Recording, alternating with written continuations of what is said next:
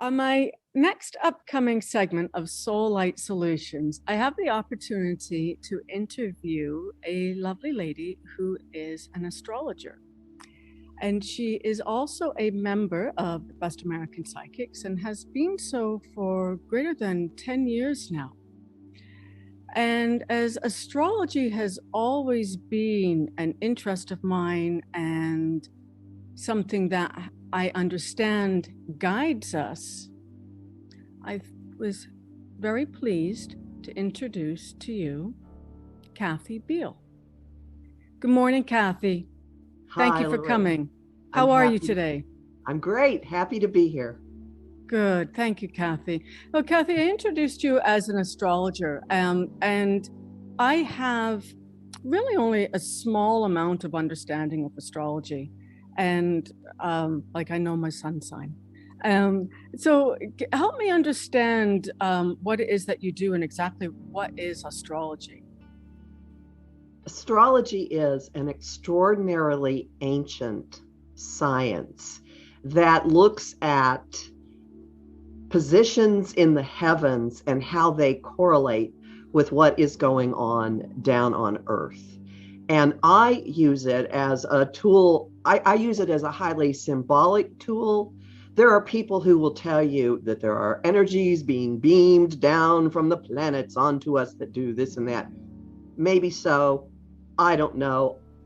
From my perspective, there are cycles that I have tracked for years that play out. There are symbols, there are things that happen in the geometric relationships among different planetary positions and the sun and the moon that directly parallel events happening on Earth. And they also parallel personality traits in individuals. So I find it a profound navigational tool. It is an amazing tool for discovering yourself, your own wiring, what happens when you interact with another person, the wiring of a relationship, and then bigger influences that are going on that affect everybody. And there's a gigantic as above, so below, micro, macro component to all of this. Crazy stuff you see going on in the news reflects huge shifts that are happening collectively, but there are parallels always going on in individual lives. So, I could talk for the next hour and a half about what I think of this and what it can do, but that's the gist of it. Well, that actually is really very significant then, because we're talking about how the planets really, it sounds like, impact everything or able to forecast everything that we're experiencing in our life and in the world around us. Yes, and one thing I want to make clear is it's not deterministic, it's not fatalistic. The planetary positions and their relationships show conditions, but they don't necessarily say, here's what's going to happen as a result, because there's some element of choices. There's always a spectrum of possibilities. And for example, in a birth chart, there are usually a number of different things that will indicate the same characteristic or the same propensity. So that could show that you might be more inclined to do something a different way or to express something a different way.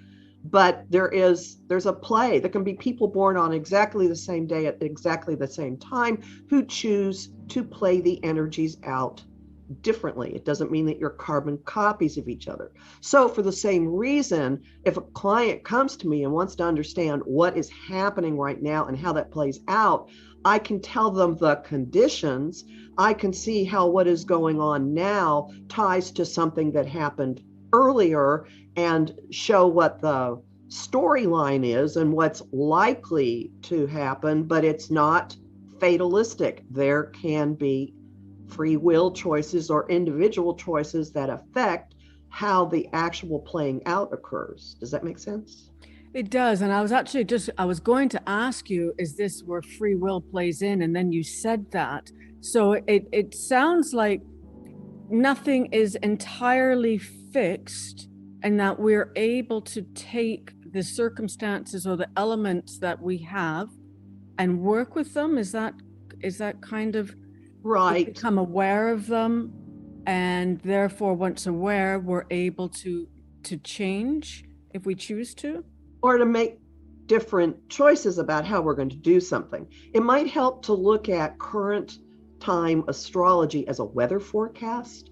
And how do you deal with the weather forecast? You look at it and you go, when you're, you put it on TV or on your device and go, oh, okay, I see what the likely temperature is going to be today. And I see what the likely, precipitation is going to be. And you make your choices based on that. That's the parallel I have for it. I like to say you don't wear a bikini when it's snowing outside, unless you're an idiot, or you want to make a point. I love that. It's a parallel right there. Now, and you can't look to the past and say, okay, I did 1, 2, 3 the last time this happened, and then very frequently the same sorts of issues will crop up again when the cycle comes around again, but it doesn't mean that you're going to make the same choices. You might make a different choice. So if you talk about cycles, do we have reoccurring cycles in our life then? Oh, many. There are several. Well, an easy one is what happens with eclipses. Eclipses play out. Some people have this, oh my God, attitude about eclipses. They're a natural occurrence. We always have 4 to 6 eclipses a year, and they are on an axis. They always involve opposite signs, and we tend to be revisiting themes from a specific area of our life for about 2.5 years, and then there's often an overlap. So you can see when the previous eclipse cycle was that's involved currently, and like what happened to you then, what were the big issues then. And this is a moment I love with a new client, because if I see that the current eclipses are actually hitting an important part of that person's birth chart, I will mention a specific time, and then there's usually dead silence. Yes, as they realize, oh, what happened at that point. So eclipses are one cycle. Planetary returns are another big one. There are a return is when a planet comes back to the position that it occupied at your birth. And the major one that is an important factor for people is the Saturn return. Saturn is the planet of adulting. It's how you use responsibility, commitment, how much you are mature, whether you're building something wisely or not. And between the age of 28 and a half to 30, Saturn comes back for the first time to the position that it held when you were born. And then in your late 50s, it happens again. And then if you live long enough, it'll happen again in your 80s. So there's always a testing and measuring of foundations and structures and what you've been doing with yourself when Saturn comes around again. So those are 2 examples of cycles that would be important for someone to pay attention to. So that the way that you're describing it to me, it pops up into my head. It's almost like tests. It's almost like it's a test that the universe is giving you, like, how much have you learned your lessons? Like, do you feel that way, or do you feel that there's an intelligence behind the planets and what's occurring? It does seem to be part of a gigantic interconnected web of consciousness. I will say that much. And I'm not going to get into cause and effect or anything like that. I just see that there are correlations, and the correlations are divinable. You can tell what they are. And Saturn definitely does have testing. All right. When Saturn has actually, there are moments at 7 years, 14 years, 21 years, and 28 and some. There are moments of testing, and things that aren't appropriate or that are unsturdy will collapse, or there will be consequences, or the cosmic 2x4 will come down on you. And if you've been doing things well, things solidify, they build, they become a platform. So the testing part definitely does come with Saturn. With eclipses, it's more like, okay, you got another opportunity to address issues in a certain aspect of your life, certain themes, and some themes are more important for one individual than for another, depending on whether there's anything directly being stirred up in your chart. We've been dealing with themes for the past 2.5 years, to throw in some current astrology, of the role that information and beliefs play in our lives and the specific real world ramifications of information and beliefs. And now we're moving into another couple of years of dealing with much more worldly concerns, money, talents, resources. Huge thing about revisiting and possibly upgrading the role that resources play in our lives. So there's an example of a shift that people have been going through. But I don't think anybody would argue that the last couple of years have really brought home the real world impact of what people think and say and what they believe to be true or not. And you can see that on multiple fronts, right? Mm-hmm. You can see that unfolding on multiple fronts, and it's almost like being constantly smacked in the face with this awareness, because you can't escape it. It's everywhere right now. Is that a specific planet that's making that happen, or is it a number of planets, or? Well, we've had eclipses in the signs of Gemini and Sagittarius, which deal with information flow and what we do with it. Gemini is a sign of communicating, of things moving quickly, of mental dexterity and flexibility. Gemini is also a trickster. And Sagittarius, on the opposite end, is an adventurous, questing, philosophical sign, but it's also real jingoistic. It can be very rigid. It can be, my way is right. I always say it's Patrick Swayze in Roadhouse, my way or the highway.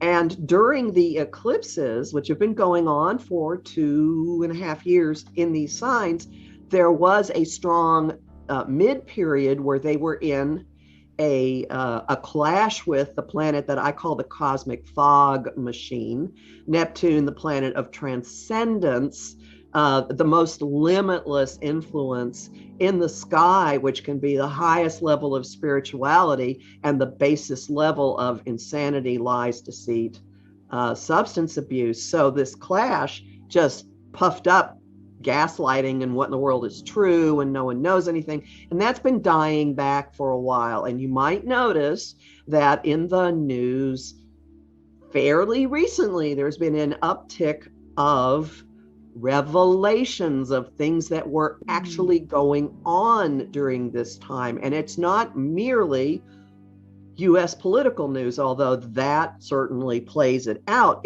Every country has this going on. Every person has this going on.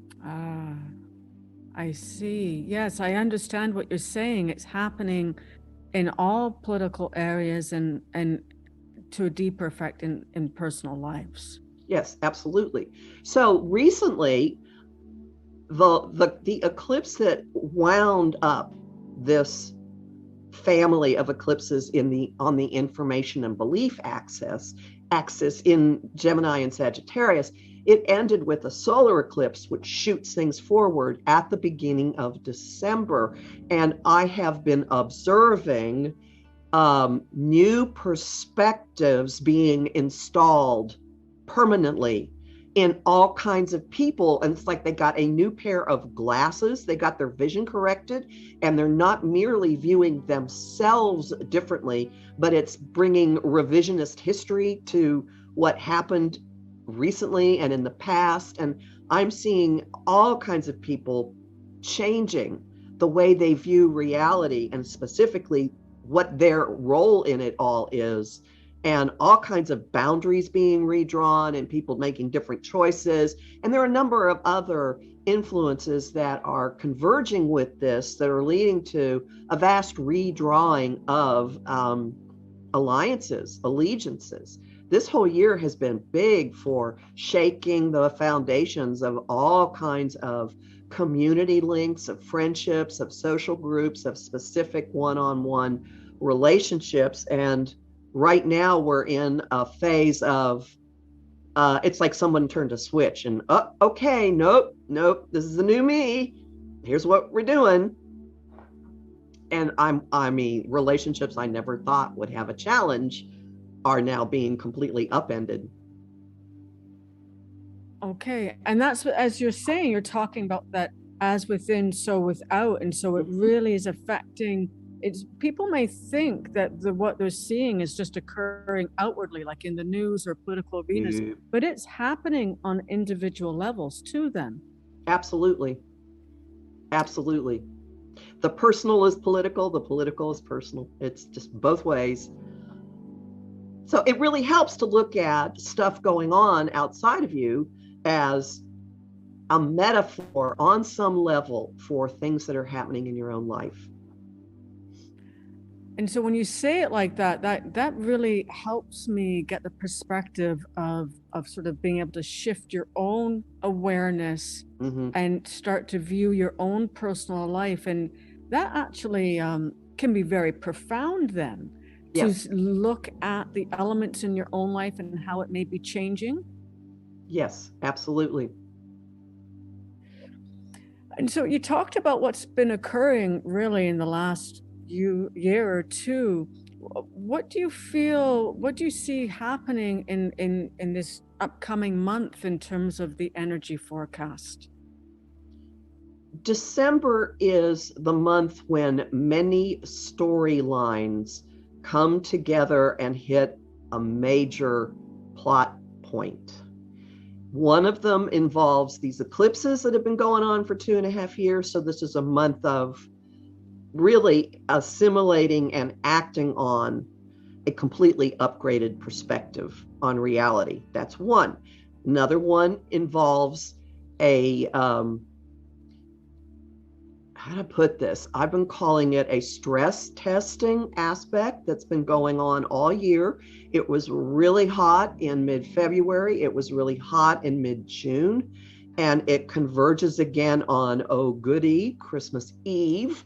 And this one has been a clash between shoulds and radicalism, between old ways and innovation, between it's really shaking up what role and responsibility each person has in relationships in the collective. It's been a clash between Saturn, I mentioned him before, the planet of adulting, and the old guard and the status quo, clashing with Uranus, which is the cosmic quick change agent, the bringer of radical, I call him the advocate of alternate viewpoints. Its planet brings epiphanies that blows things up. There's really sudden radical shifts that happen. So these guys are converging. So there's something that is going to bring a test, like shaking the scaffolding and seeing how strong things are, blowing things up some more. That converges again. They will continue to travel close together next year, but they're not going to be exact again in these signs in our lifetime. So there's some kind of wrapping up of the whole year with that. But wait, there's more. People have heard of a Mercury retrograde. I am betting that's when the planet that rules communication appears to travel backwards. Other planets retrograde. And this month we have one involving the planet that rules love, relationships, money, everything we value. That would be Venus. Venus is retrograde from December 18th until the end of January. This happens every 18 months or so. When Venus is retrograde, we have the chance to go back and revisit old relationships, old relationship agreements, and deal with unfinished business. Two factors that make it different this time. Venus, Venus is an indulgent planet, and she's in her least indulgent clothes. She's in the sign of Capricorn, which is cold and goal oriented. I call this Santa baby territory. Venus in Capricorn doesn't want roses. She doesn't want you to read her poetry. She wants you to give her stock certificates and show her how much money you have in the bank. And so Venus in Capricorn is all about, does it have a shelf life? Will it last? Is it durable? But wait, there's even still more. So on either side of turning retrograde, Venus is having meetings with the other ruler of love and money, which is Pluto. Pluto is the agent of unavoidable change. It is the ruler of the stuff we don't like to talk about. It is a metamorphic, powerful, non-rational influence that rules the stuff that's in our psyches and our subconscious. Huge wealth, huge desire that is primal, that's like a tractor beam kicking in. So Venus and Pluto together 3 times. The first one was on the 11th. The second one was, you're going to love this, December 25th. So just know that the Christmas holiday this year is going to be serious and very high stakes. And then they have it one more time at the beginning of March. So Venus, Pluto together really, it brings a lot of things to an end. If something doesn't have durability, if it isn't there for the long haul, it will die. And I had this happen unexpectedly, like, well, this is interesting. And it isn't even making an aspect to anything in my chart as it's doing this. So this is powerful stuff.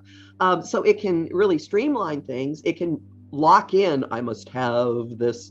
And there's often a forbidden fruit or a temptation or a triangulation threesome aspect to this. So just know that huge things, huge changes, shifts, metamorphosis, revelations are coming. And some of them are going to involve things from the past because Venus will be retrograde. And there could be, just warning to everybody, new situations that pop up that look like, ooh, this is tasty. During Venus's retrograde, December 18 to the end of January, not a time to get engaged, not a time to get married, not a time to make a new business deal, because things tend to not have the worth, the value, the satisfaction that they present. So so this is a very, very good intense warning. Yeah. Say well, this that is date again. December 18th till I think it's like January 29. So point being, there's one more thing happening this month too. So there's huge culmination and clearing out and clarifying and revelation and just explosions and standing there going, well, okay, should have seen that coming. Then it's not all hell, because you might listen to this and go, I think I'll just go to bed for the rest of the month, but trust me, it will find you. It will find you with your head under the covers. The good news in all of this is, as the smoke is clearing, as we sit around going, all right, well, that's gone. Okay, well, all right, now I know what's really important to me again, which seems to be one of the ongoing themes of recent years, reprioritizing. Then this really soft, beautiful influence slips in. Jupiter, the planet of indulgence, the bringer of beneficence. I say he's the guy that ups the ante of any action that he touches. Jupiter moves into his traditional home of the sign of Pisces, which is interconnected with everything. Pisces is dreamland. Pisces is, I'm going to be a mermaid or a unicorn or a fairy and wear pretty clothes and sit and just sip my wine coolers and watch Netflix for days. Not necessarily a bad thing. Jupiter in Pisces is a really soft, nuanced energy. So there's this balm that comes. And Jupiter will be in Pisces until the summer, and then it ducks out into Aries, which is it's real go-getter. I'm going to make all kinds of things happen energy. And then in the fall, it slips back into Pisces, and we go out and through the rest of the year on that. So it could bring relief. It could bring incredible intuition. It could bring amazing creativity. It could bring a feeling of, all right, I'm sitting here in rubble and I'm looking up and the sky is full of sunshine and the sky is beautiful. And look, my dog is here and I love my dog. I mean, there could be a real feeling of heaven on earth, like a reprioritizing and the final scenes of It's a Wonderful Life and running through Bedford Falls screaming, what you love. Well, that sounds like it would be a relief from the energy that we've had over the last year or two, right? So it sounds like there's some relief coming in the new year. Is that right? Yes, things are still going to be intense, but there's almost an anesthetic quality to this. Like, I Okay. feel good. I can't explain why. Believe me, we're going to want it. We're going to want it. Okay. Yes, because when you talked about the convergence of the storylines in the month of December, I'm like, oh, that sounds really intense. But this helps people have an awareness of what's going on in their lives, and especially when we are coming to a culmination of things. Oftentimes when we're experiencing that on a personal level, it can feel really overwhelming. And to have this insight as to be able to help navigate that can be very, very helpful. So I like that. And when I think about storylines too, I tend to think about that we are also able to be sort of like the author of our own story. And when you're talking about understanding these energies, it allows us, I feel, better to be more empowered to have this understanding, right? And that is why my website is called Empowerment Unlimited. Yes. And as soon as I said that, I realized, yes, that just is illustrated beautifully by your website. So when we have this understanding, we can become empowered on an individual level. But what makes sense to me also too is we talk about the collective. And so I feel that when we empower ourselves, that outwardly we're making some kind of shift in the energy too on a collective level. Does it work that way? I absolutely agree with you. And I have two analogies for it. One of them is throwing a pebble in a pond and the ripples just going out and out and out and out. And you don't know how far the ripples are going to go, but you're just in your little part of the pond. And the other is, I love this analogy. If anyone has ever been to a midnight church service, and I recognize this as Christian centric, and I apologize, but if you have any kind of, you might have your own parallel to this. But in a midnight church service, towards the end of it, at Christmas time, the whole chapel is dark. And from the back of the chapel, everyone has little candles. And someone lights a candle, and you light the candle of the person next to you. And this goes on, usually while everyone's singing Silent Night. And by the end of it, everybody's candle is lit and the chapel is ablaze. That's what you're doing. You let your little light shine, and there's no telling who is going to pick a spark off of it. You go to the grocery store, you're nice to the clerk, you smile, you act like they're a human being. That person passes it on to somebody else, and it just keeps spreading and spreading and spreading and spreading. Tiny acts add up. Well, I just connected with that. I just got a visual when you were doing that, and then it made me feel about a sea of consciousness. Yes.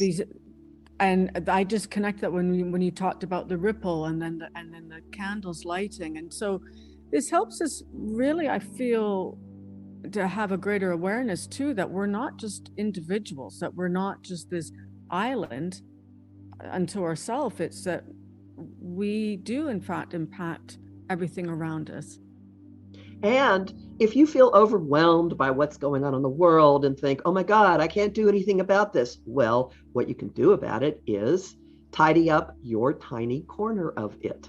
Tidy it up and act with integrity, enjoy your life, and just share your light with other people. And that might be the greatest thing you do, because it's amplifying what's going on around you.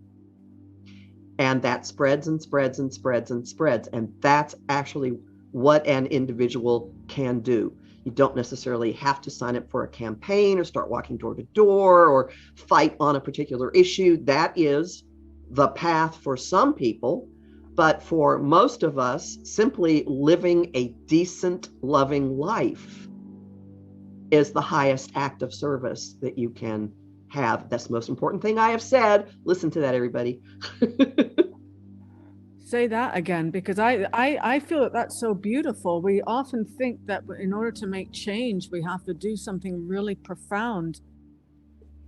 But what you're just saying to me, tidy up your own corner of the world. Yes. And live with joy. Enjoy why you're here. Do something that brings you joy. And that will rub off on other people. Well, that just really touches me, that, and I'm really very grateful to be able to just have those words expressed, because I know that if someone has listened to this, that is going to touch them, and that will put those ripples out into the universe. And we have had a really challenging year or two, with a lot of introspection. And there has been this collective why me, why now, almost sort of feeling. And then the way that you've explained it, it helps us be able to put it into perspective a little bit too. Mm-hmm. Yeah, it does help. So can you tell me, if someone is thinking about a relationship, embarking on a new relationship or job, then what may be the best time for that, from what you're able to forecast? If something does not present itself or firm up before the end of this week, because I'm speaking to you on the 14th, and Venus goes retrograde on the 18th. Use the period at the end of the year and for most of January as a time for research, for looking at what have you done before, what have been your goals before, what have you valued before, what fits your current values, your current sense of yourself, what do you want to invest and work on. And then the beginning of March is a huge commit to it and get moving time on it. So give yourself slack now, if to explore and to rethink some things. And honestly, everybody's trying on new glasses right now, one way or another. We all have a new perspective on things, and sometimes it takes a while to lock some things in. And don't be in a rush. Look at what is happening around you as information, like, okay, now I see. All right, well, this looked like an appealing job possibility, but now I see this piece of the fine print and this next piece, and do I really want this? Does this really fit me now? You might find that you have an outdated vision of what you should be doing from a career perspective, or how you should be earning money. And this Venus retrograde from the 18th of December until the end of January could give you lots of information about what you put a lot of effort into in the past, what your goals were, and what has relevance now. And I bet there's going to be a lot that doesn't. What you're looking for in a relationship might be very different now as well. Okay. And that's talking about just really having this period of insight and allowing yourself to have this insight. Find it interesting that it seasons version, I felt that the winter time was a time of where, although it may feel barren sometimes, it's really a time of setting intentions for gestation. And so it sounds to me that that's kind of lining up with that, with what's occurring on a planetary level. Yes, absolutely. And you can look at it as a time of bringing the light within and rekindling it. And I mean, historically in the Northern Hemisphere, that is what the winter solstice has been about. Hence the Yule log, for example. Ancient pagan traditions are all about bringing the light and green indoors. And that really demonstrates how everything overlays on top of one another. When we talk about these occurrences in astrology, and then again with the Yuletide, and then with the Christian theme too, because we understand that it all lines up together. So this is a really very significant period of time, I'm hearing you say. Yes, it absolutely is. This is not your normal Christmas time. I think we may be lagging here. Are we back, Kathy? You're frozen on my screen. Okay, now you're back. Okay. I think we okay. So we're back now. So we'll finish that up and we can edit that out. No worries. Okay. I really like the way that came together, understanding the Yuletide and the energies all sort of overlaying one another, and bringing the light in. That to me is very significant, and I feel also too very guiding for those that may be listening, understanding what that may look or feel like. Tell me, Kathy. There's been a lot of things occurring in terms of nature, in terms of lots of storms, lots of climate action. How is this being impacted by what's happening astrologically? I see large amounts of that. Well, actually, two things. First off, Uranus, the planet of sudden change, is in the sign of Taurus, which has to do with the earth, with the food supply, with our relationship to physical creature comforts and what we need to nourish ourselves. And secondly, Pluto, the other agent of change, of seasons, of radical regeneration and metamorphosis.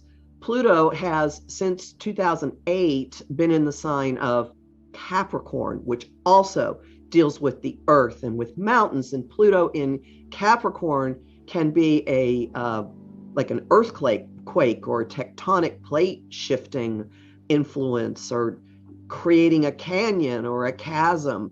Now, these two planets were in a really tense and clashing relationship from 2012 to 2019, and a lot of things happened then. But now I see Pluto in the very end of Capricorn. He'll be there for another couple of years, really bringing home that there's a lot of stuff on an earth level that must be dealt with, and that is undergoing a permanent and radical change. So our relationship to the physical ground is changing.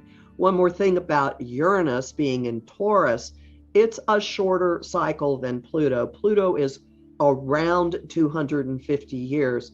Uranus is 80 plus, and the last time Uranus was in this sign was the late 30s and the early 40s, and there were all kinds of water and reclamation, and I mean, there was a huge economic devastation at that point, and governmental programs to deal differently with the supply of electricity in the US, at least with how water was distributed, and actually putting people to work on the ground fixing things. So I believe these two have a tremendous impact on what we're experiencing with the planet. So we talked about our relationship to the earth. Do you feel that we'll be forced to have a better relationship with the earth then, from it sounds like the way that it's reoccurred? Or recognize what's happening and change the way we deal with it. I mean, there may be some developments, some coastal developments that hit the point of it is economically and practically unsound to continue to rebuild. I mean, there is a reclaiming, a reshaping going on, and then we may end up with all kinds of intense resettling of where things are going. With Uranus in Taurus, there is an electrical issue, and I think this may have played a role in a lot of the fires that have broken out of sparks from, well, anyway, at least in Northern California. I don't know about all of it. So that's part of it, and where we live, how we live, and how we deal with the earth undergoing an unavoidable change. It's a resistance as futile kind of thing. So there's reconciliation happening on all levels. Yes. And that, to me, when I think about reconciliation occurring, I mean, to me, I feel that I feel it impacts consciousness. And so again, I come back to feeling that there is a growing of consciousness or a growing of awareness. Does that relate to astrology then? Are you able, does that map out like that?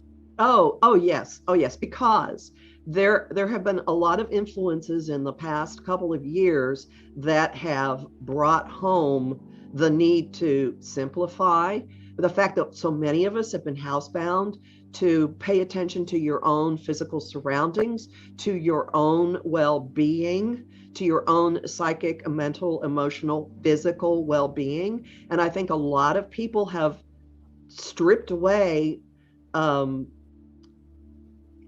frivolous stuff that was in their life that they're just not wasting time or energy on. And people have been throwing things out and choosing to buy things differently, and a lot of people changing their diet. But there's been a streamlining, paring back, and simplification that's been happening for a couple of years. And I could detail, there have been many astrological forces that parallel this and kind of impel it. And that, to me, also sort of illustrates this divine intelligence that is sort of in the background guiding everything. Does that And I think we're all part right? of it. I think it's like this gigantic hive mind, hive consciousness. And some people run around at the lower levels of it. I mean, lower is a bad word to use, but there are differing levels of connecting into it. And some people are more in the fear and scarcity end of it. And some people are more in, okay, this is now what I see as most important to me. I would encourage people to think about how their attitude towards gift giving has changed this time around. Almost everything I'm giving is a consumable. Like, let's not clutter people's homes up anymore. Give them something they can use. And a lot of what I'm giving is body care products, home from made by small, I'm tipping my hand here, but made by small businesses, most of them women-owned businesses. So there's something here about putting my money behind my values and furthering something that I believe in, and also giving things to people that will help further their sense of immediate well-being, and not cluttering their homes up with objects that may or may not have meaning to them. And that really goes back to, just like you said, the meaning behind giving gifts and what are we doing. And that makes me aware that we've really been in a very materialistic age, and now we're being forced to look beyond this materialism. And Jupiter's move into Pisces at the end of December absolutely reflects that. Experiencing aspects of reality that don't have to do with how many expensive toys you own and what kind of car you drive. And then I come back to the idea that we're all growing in consciousness and we're all growing in awareness from taking these moments of having introspection and just re-evaluating ourselves and our relationships. Right. And the last few years have given us many opportunities, largely courtesy of Saturn, planet of adulting, but he's had lots of companions in this, many opportunities to get absolutely real about what's going on in your life. And most people I have observed have become aware of what they have done that has played into situations in their lives. And I have seen a lot of people saying, I'm not going to do X anymore. And there is this notion that's hit the news a lot. It's in media, of the great resignation of people after what they've experienced in the pandemic, looking at jobs and saying, I'm not going to do this anymore. This is not satisfying to me.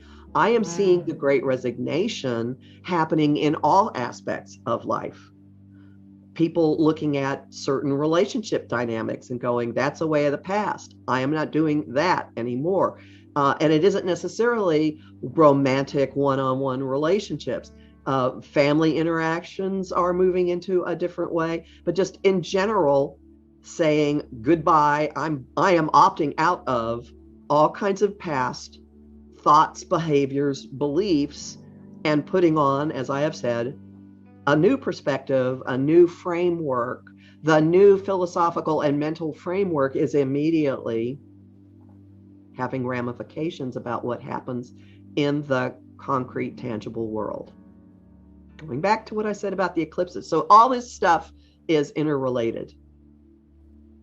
Well, that to me, I'm actually really excited to hear that, because as much as I don't like change. I'm I'm just like anyone else there. I don't love change, although I've learned to welcome it for growth and for periods of having that reevaluation. But it sounds to me that we're really moving into more of living authentic, I call it soul-centered living. Is that how you might describe it? There's certainly the potential for that. Some people might not have the vocabulary or the outlook on life to see it that way, but there's definitely across the board a realization that things have not felt good. How can my life feel better on a moment by moment basis? I have an example for this. Here's my poster child for it.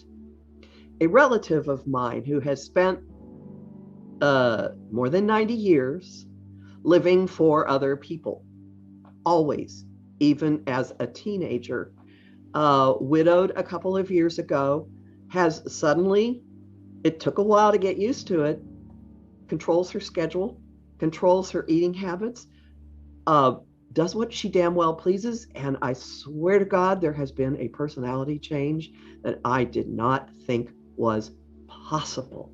Happy, generous, easygoing, most of the controlling behaviors gone, and no undercurrent of resentment. And I keep looking at it like, if you're ever going to really enjoy your life, wow, this is the time to do it. I just applaud it. And after 90 years to be able to make that change, that's incredible. So there's hope for everyone. There's hope for everyone. Yes, yes. Yeah, my mother bought a pendulum. There we go. My mother bought a pendulum. When I heard that, I went, okay, the universe has tilted. The world has tilted on its axis. And she got an accurate answer with the first question she asked. That's awesome. Yep. So, and she was saying, well, I said, well, I have two daughters that are psychic. I went, oh, no. You're psychic. Trust me. You've always been psychic. You just haven't known it. So getting to that, do you feel that being psychic runs in families, or do you feel that we all have that ability? Or you touched on something there. What is that? I think it's a stronger trait in some families than others. However, everybody has intuition. Many people have it beaten out of them when they're really young, because it's incredibly inconvenient to have a child who knows things and says things that adults don't really want to deal with or have anyone else know. So many people are trained to shut it down or not trust it. However, everyone has hunches. You have a feeling in your gut that tells you yes or no about things. And I will say that the more you listen to your intuition and act on it, the stronger your link to it will be. So it's within everybody's reach. And the way to find out whether it's a voice in your head or an actual intuitive sense is to flex the muscles, practice it. You get a sudden feeling of, oh, I think I'm going to, if some place falls into your head, go there. Just follow little bitty hunches, and gradually you'll see that you're getting accurate information. If there's a worry aspect to it, or you think about it a whole lot, that's not your intuition. That's your mind. So there, in a nutshell, Intuition 101, it is yours. Act on it. You can develop it. It'll get you out of trouble. And, like if you feel like you have this feeling like, oh, okay, I want to get in touch with so and so, and then you have the sick feeling in your stomach, that's telling you, do not do it. This is not the time. Don't do it. And then if you barrel through and go, oh, no, I'm going to do this, you will very soon see why you had the sick feeling in your stomach. Like, oh, no, I shouldn't have done this. So learning to listen to those hunches then is very important. That Mm-hmm. Now, do you feel also, you talked about your psychic nature. Do you use your intuition when you're looking at the astrological events? Does that play into it also? Oh, it absolutely does. Because I have a grounding in the structure and the techniques and the geometry of it. But there's something that happens when I write my forecasts where I just know how it's going to piece together. And I invite people to look at my testimonials page, which has actual bleeped out obscenities as adjectives for how accurate my forecasts are. I get texts from people, damn you and your forecasts. There are other people who will just go through mechanistically. Here's what's happening, bump, bump, bump, bump, bump. And technically everything's true, but it isn't reading the current energy. Like, that's not what's happening now. Nope, nope, nope. So yes, of course I do. And when I'm having a consultation with someone, what I'm picking up and reading about them also informs my explanation or analysis of how their birth blueprint is playing out. So when we talk about birth blueprint, this just popped into my mind. I want to ask you, I hear about maybe exit points in people's lives.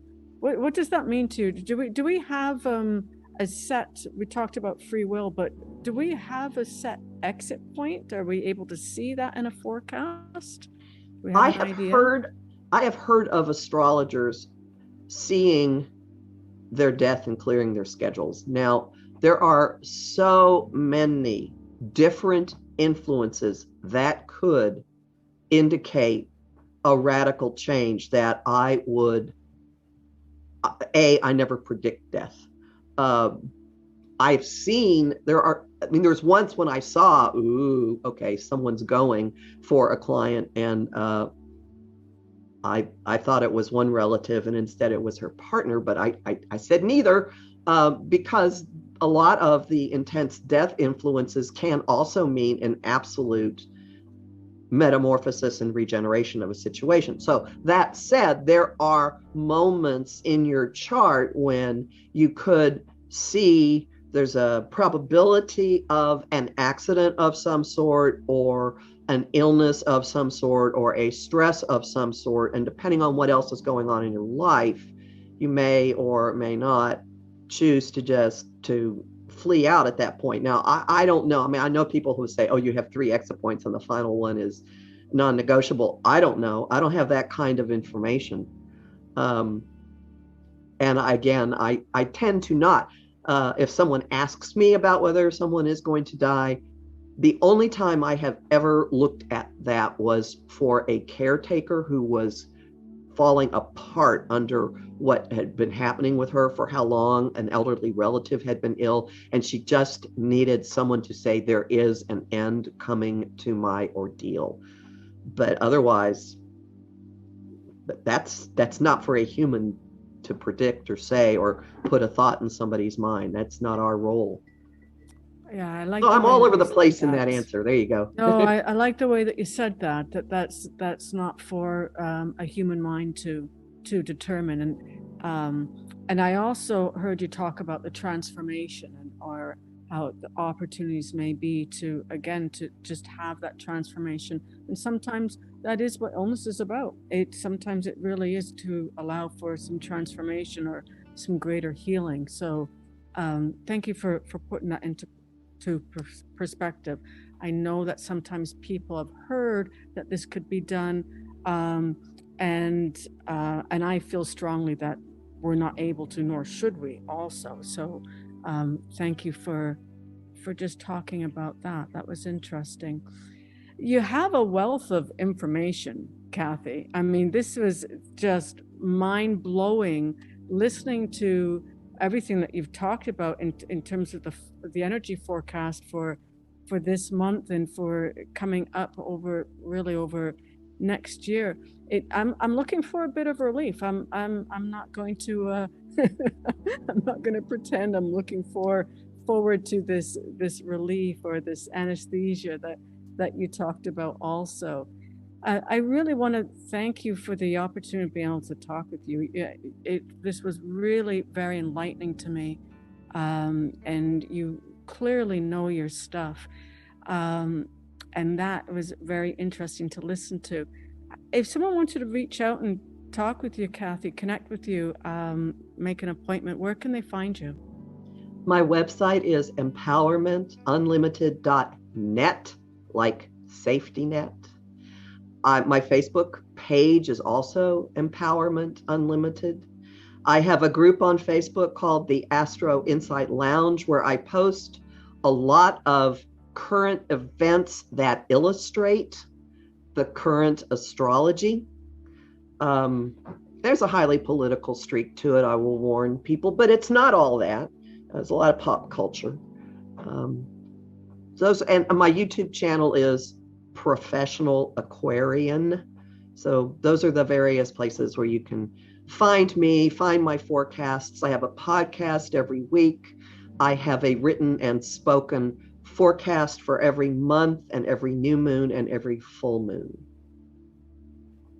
That sounds like a lot of information you're putting out. So thank you, Kathy, because I'm definitely going to be tuning in to listen to some of that so that I can get some of my energy forecast also. So it's been a great pleasure to talk with you, Kathy, and I thank you very much. And hopefully I'll be able to chat with you again in the future. Oh, I've enjoyed visiting with you again. Thank you. Thank you, Kathy.